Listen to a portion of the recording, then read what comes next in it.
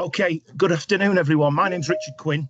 I work for Cumberland Council and I coordinate the Community Safety Partnership. Another of my roles, I'm also the Prevent Lead for Cumberland Council. So I'm going to talk to you for about half an hour today. There's about 22 slides to go through about what Prevent is. So for those of you who are in the sort of safeguarding world, I know you're probably more than aware of Prevent already, but I want to just get into some I suppose some topical detail about what is relevant to Cumberland. Now, nothing in this presentation, there's nothing that's official sensitive. Everything I'm going to talk about is on the internet, hence no issues with this being recorded.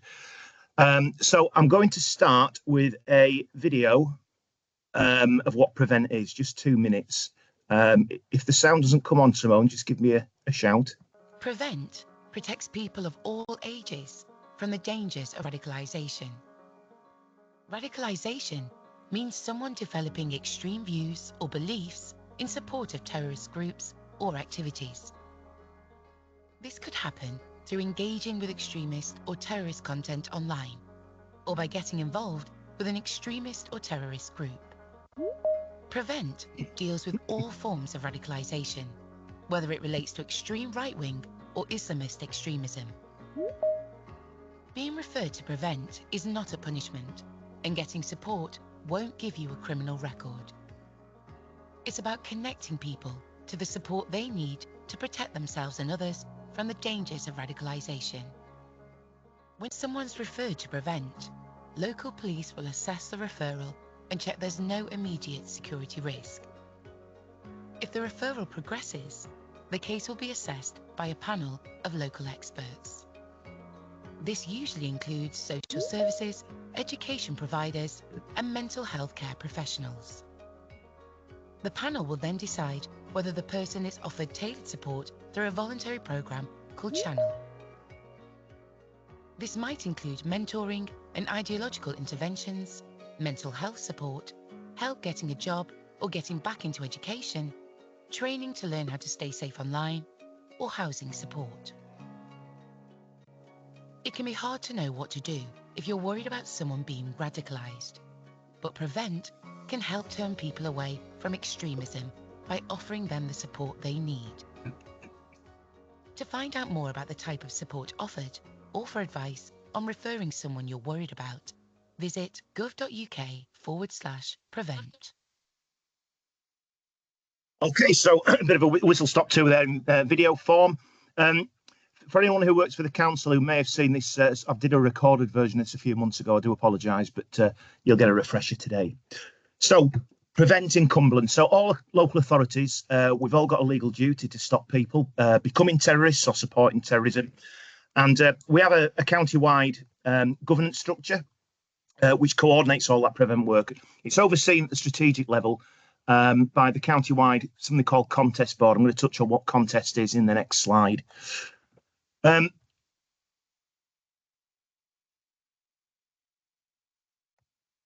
Yeah, nothing's moving on, but we'll carry on anyway. Every year, the Counter-Terrorism Policing Team Northwest produces a local profile, which is basically an annual assessment of threat and risk in the county. And it provides a number of recommendations to people like me, and that might include training requirements or maybe key areas of focus. Oh, there we go. It's moving on now. Caught up with me. Contest then. Contest is basically government strategy to tackle terrorism in the UK. It's made up of the 4 Ps. You may have heard of these before. The police use these all the time now. So today we're focusing on Prevent.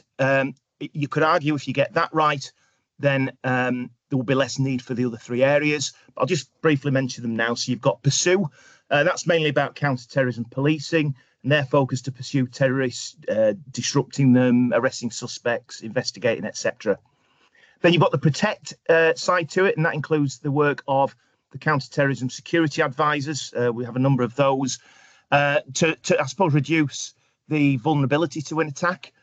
So that might include things such as vehicle mitigation barriers at tourist spots, etc., to prevent those attacks that we saw last year in the likes of New Orleans and in Germany.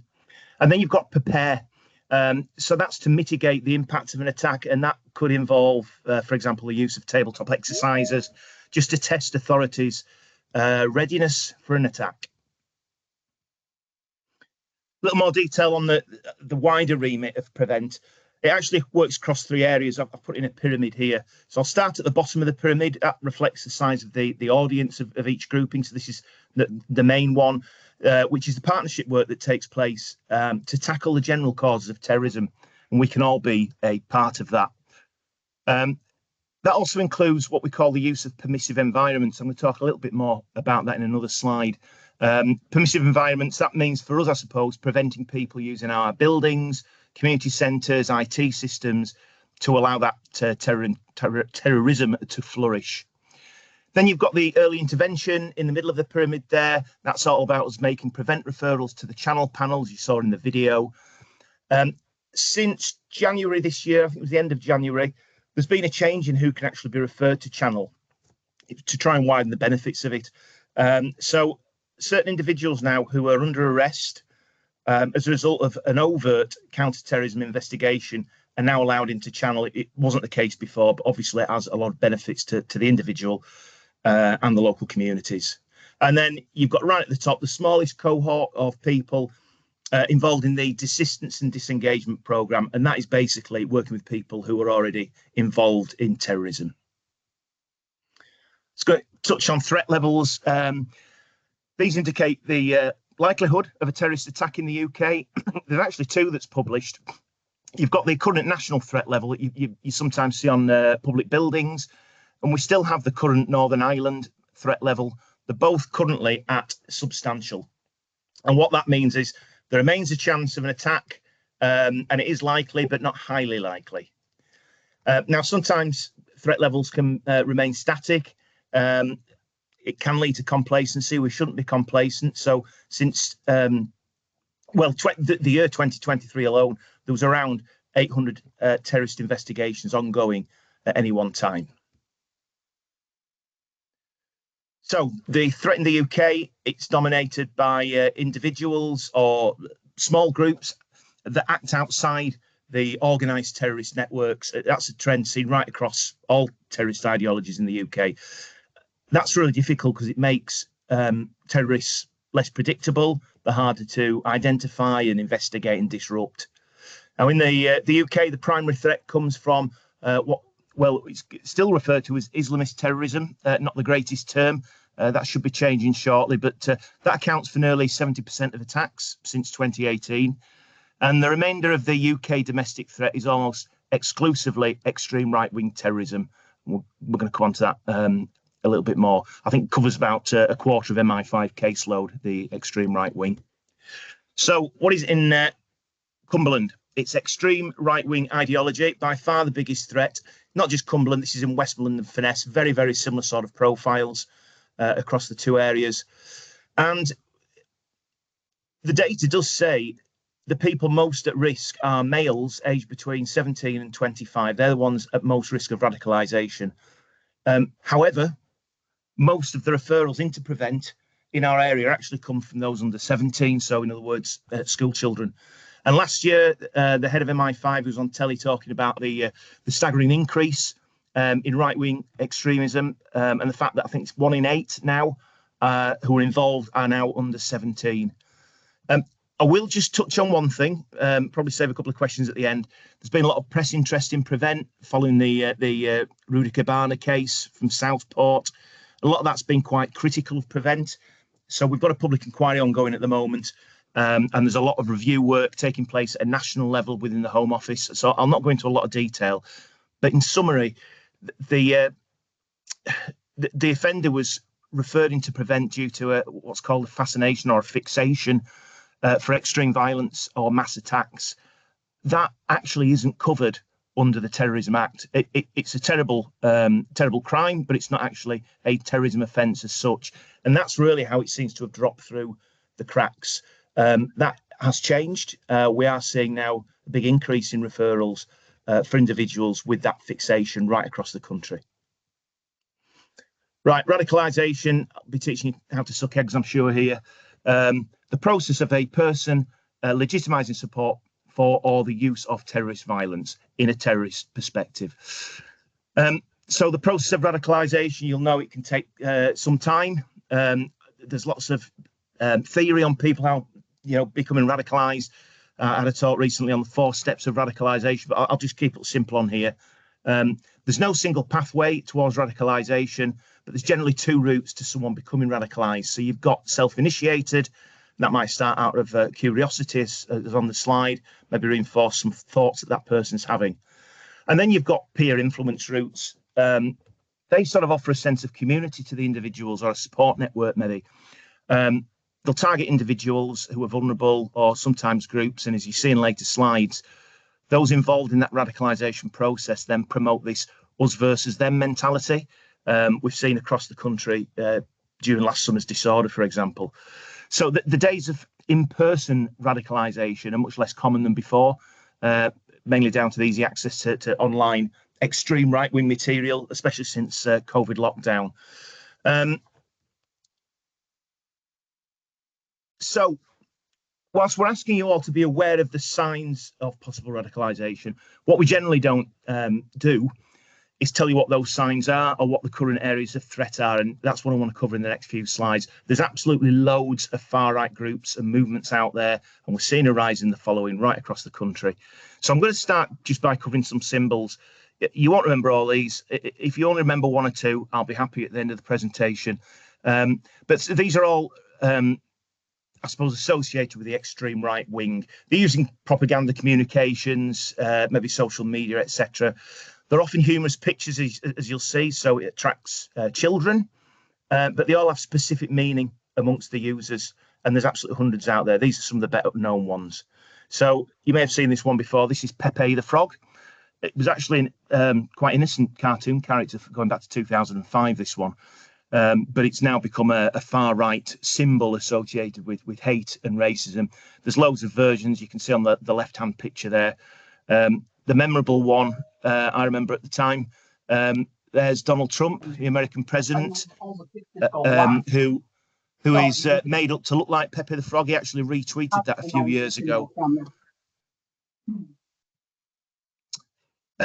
Anti-Semitism. So this has seen a sharp rise in the UK as of the memes and the pictures that relate to it. So the first one here is called Happy Merchant. I've seen this myself on social media a couple of times. It's basically a caricature, isn't it, of a Jewish male. There's loads of different variations, again, of that. You also have other ones. They often have historical references to Jewish people, sometimes suggesting a quest for maybe world domination, as you can see on the picture on the right there. Just want to cover some symbols of white supremacy. We are seeing a rise of this within the UK, and it has crossovers, I suppose, with anti-immigration ideology. So, first of all, quite a well-known one, the white flash, symbol of the British Union of Fascists.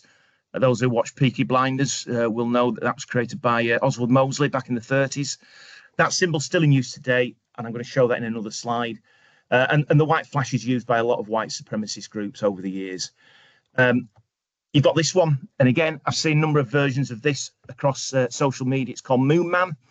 Another one with innocent beginnings. It was actually a McDonald's character back in the 80s, but again, it's been adopted by the far right as a symbol of hate.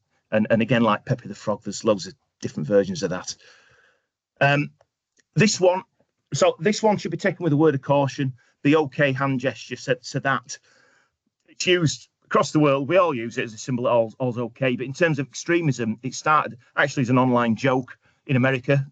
Surprise, surprise, on a social media platform. But it's been associated with white power. So the 3 fingers there are W for white, and I suppose the thumb and forefinger and the middle finger is a P, given the white power.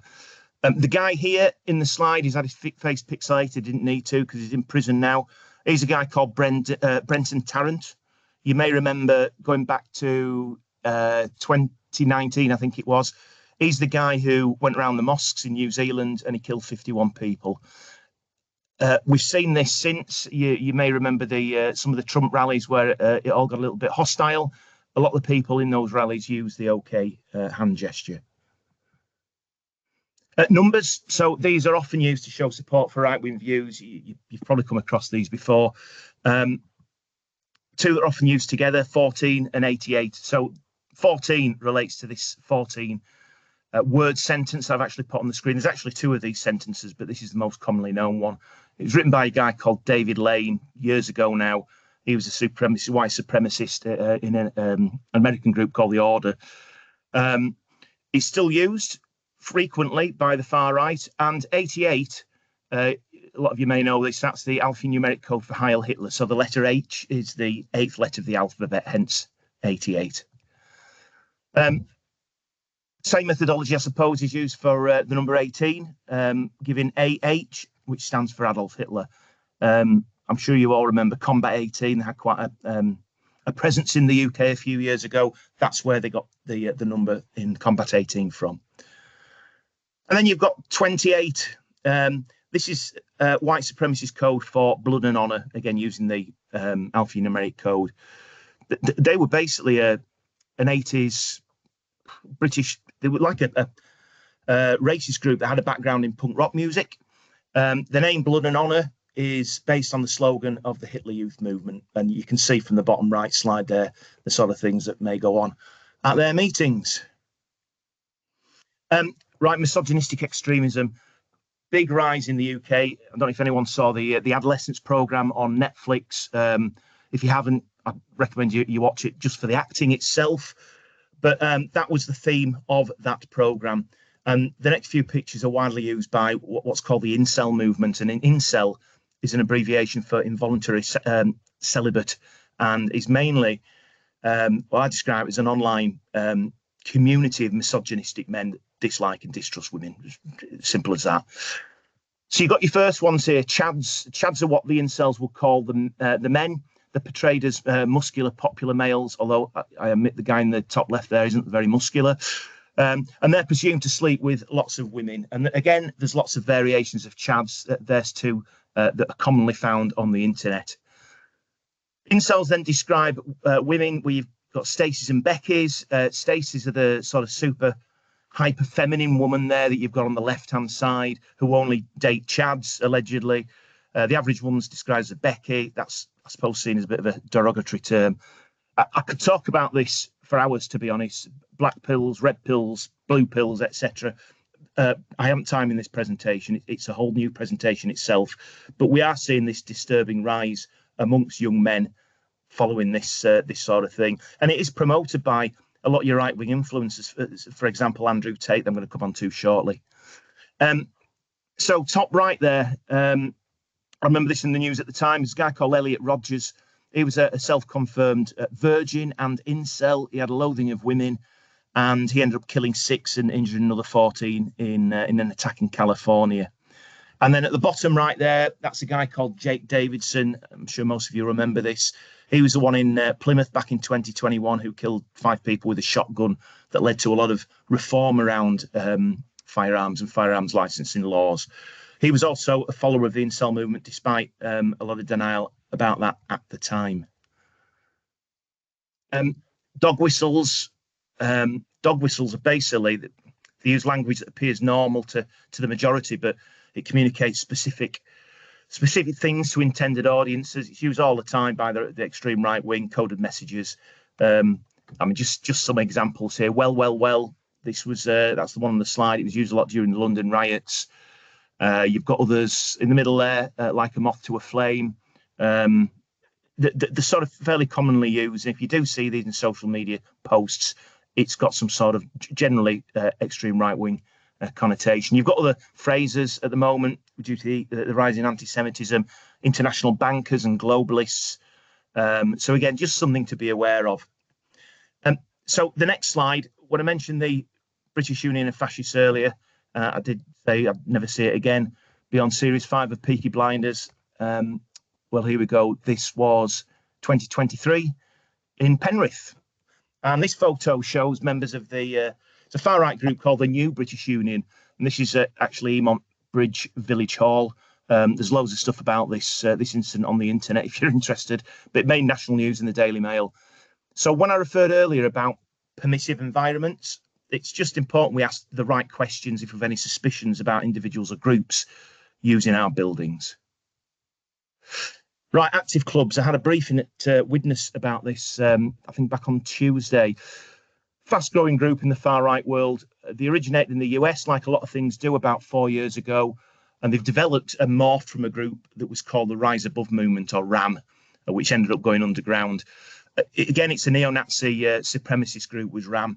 So the guy, Rondo, who created this, came across to Europe and set up these active clubs, and they're essentially a white supremacist movement that use the cover of a sports club, promoting like martial arts and fitness to recruit young men into what's been described as a localized neo-Nazi militia type of thing. There's been a recent ITV documentary secretly filmed about these active clubs. You can see from some of the shots there, some of the screenshots, the sort of thing that they're about. They're actually very clever. The very, very strict rules to actually join these clubs, very clandestine, but very strict rules. They don't go on social media a lot. They don't want to attract that negative criticism. But they use different ways of recruiting. It's mainly online. We haven't got any of these at the moment in Cumbria. There is an active club Northwest, but it's not based in Cumbria. But again, if you come across through any of your dealings through work, anything, hints or rumblings about active clubs, it does need escalating straight away. I've just put this one in, not terrorism as such, but it is a growing threat. ComNetwork, which is basically the name, it's like an umbrella network of what we call online harm groups or harm channels. This was in the UK news recently. The NCA released their strategic assessment of threat from serious and organised crime. This was a big chunk of it. So it's often called the 764 network. So again, if you hear people talk about 764, start listening. 764 is actually the postal code of the town in Texas where the guy who started this lived. He was actually only 15 at the time as well. And it basically comprises of thousands of subgroups of users who basically abuse children. And the participants were often children themselves. They'll use online grooming to entice victims into basically extreme acts of sadistic acts, so sexual acts, violence, self-harm, harming your pets. They've even encouraged people to commit suicide and stream it live. Really nasty stuff, really nasty stuff. So the primary purpose of these groups, it seems to be exploiting others to do these sadistic acts, but there are crossovers with terrorism-related material, as you would expect, given the interest in death and destruction. So they've grown in recent years, and as they have, they've diversified into I suppose to include hate and extremist material. They will glorify acts of terrorism. They'll glorify serial killings. They'll use platforms such as Telegram and Discord. So they use, gaming platforms to befriend the vulnerable, often young females as well. There's been some real high-profile cases in the States. The extreme level of control that they have over the victims gives them notoriety. That's the only way I can describe it. And that's what they're seeking. I mean, they are some very, very dangerous, sadistic people. And within the ComNetwork, there's other dangerous online harm groups. So you've got this one. I don't expect you to remember all this, but I say if any of it does stick, that's a good thing. This is the Order of Nine Angels, O9A. They've given ideological inspiration to loads of online harm groups out there. That's the symbol of them. It began in the UK. It was a type of Satanist cult that promotes sort of neo-Nazism. It's influenced loads of people, organisations like I mentioned Combat 18 earlier. There was the Atomwaffen Division, which that was linked to 5 murders in the States. I'm going to quickly touch on mis, dis and malinformation. Been in the media a lot since last summer disorder. I'm putting up some quite well-known faces here. So you've got, if it's moving on, there we go. We've got Andrew Tate there. David Icke, anyone remembers him? He used to be a footballer at one time. You've got Tommy Robinson, Stephen Lennon, and you've got the actor Lawrence Fox. And they're all influential people on social media. I'll be careful what I say here when I say they may, to varying degrees, contribute to controversy and sometimes radicalisation and sometimes violence. What they've all done at some point is to spread either misinformation, dis or malinformation. There is a difference. I'm just going to quickly cover that now. So first of all, you have if we can get it to move on. Misinformation. So that's information or perhaps fake news that's created and spread by mistake. So misinformation I always think of as mistake. So that can be spread by someone who doesn't realise it's false. It might be shared out of concern or fear. And we actually saw that last summer. You've then got disinformation. This is totally different. This is fake news, basically, that's created and spread deliberately by someone who knows full well that it's false. And then you've got malinformation, slightly different. It is information that's mainly based on fact, but it's taken from its original context to mislead or harm. And that might include private information that's spread to harm perhaps a person's reputation. And this isn't just I keep saying it's not an issue just in the larger towns and cities across the Northwest. So there we go. Tommy Robinson, that was him. He's got a substantial footprint in Cumbria. This is one of his many rallies. He's had rallies in Carlisle, of course, Barrow, during the investigation into Ellie Williams. I'll see if this sound plays.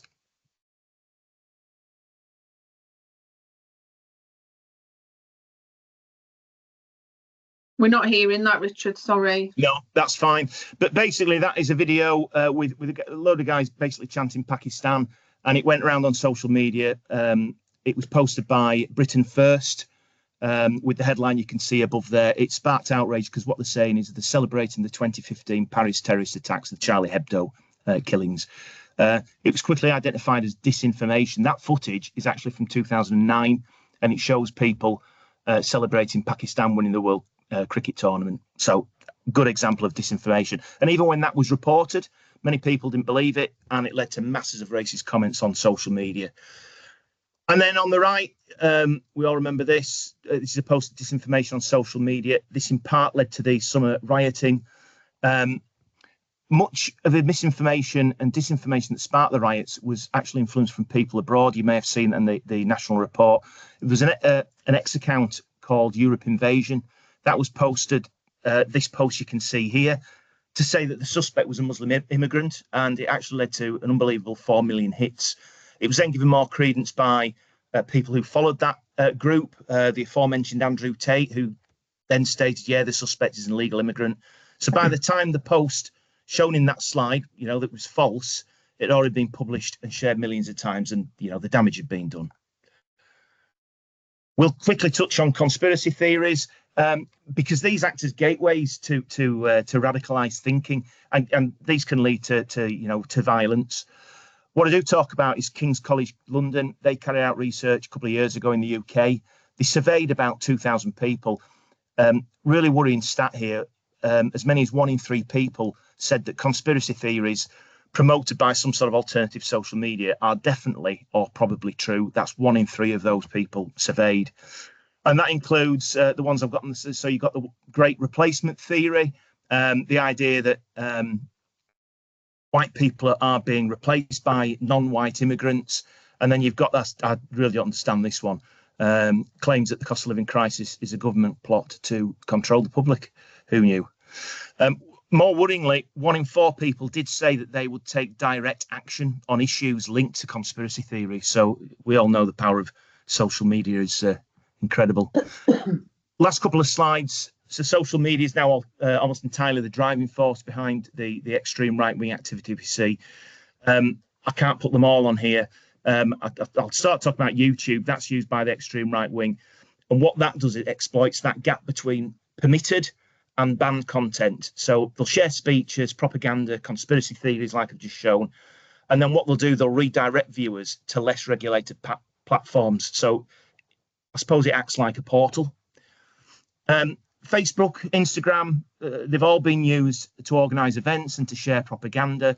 And then you've got some of these lesser known ones. You guys might have a much greater understanding of this than a lot of people do. But you've got your 4chan, your 8chan, Reddit. These can allow for the creation of like anonymous message boards where extreme right-wing views can be shared. And we often see the art of doxing. And if you've not heard of doxing, that's where someone searches for personal or perhaps identifying information about a particular individual on the internet, and then typically used with some sort of malicious intent. You've got Discord and Switch. I don't know if anyone here are gamers, but you've got all sorts of platforms. where people can impersonate and befriend users with links to external far-right games.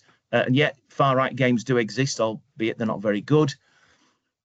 And finally, you've got your encrypted apps, obviously, your WhatsApp, your Signals, Telegrams. They're impossible to monitor, so they become the apps of choice for the extreme right wing. Very difficult to monitor. Last slide. So just to wrap up, just want to put 3 words up, I suppose. Notice, check, share, and that's what we're asking everyone to do. So notice the signs, make those necessary checks, and that could include, if necessary, taking advice, and then you share your concerns through a PREVENT referral. Don't be fearful of making a referral. As it said in the video, you're not criminalise anyone unless they're already in the final acts of a terrorist act, for example, in which case the police will get involved straight away. And hopefully by having a bit more detailed presentation, I know I've only had just over half an hour, you'll see some of the current issues. It'll give you more awareness, and you can then use your professional curiosity and ask those relevant questions. And finally, there's loads and loads of information out there on how to refer. It's dead easy. The form's really easy to fill in.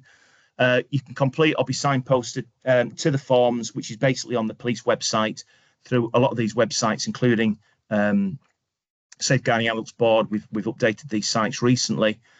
Or contact me if you want to for further advice.